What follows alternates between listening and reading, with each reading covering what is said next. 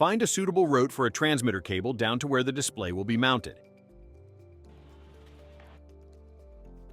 Clamp the transmitter cable to existing cables or fittings.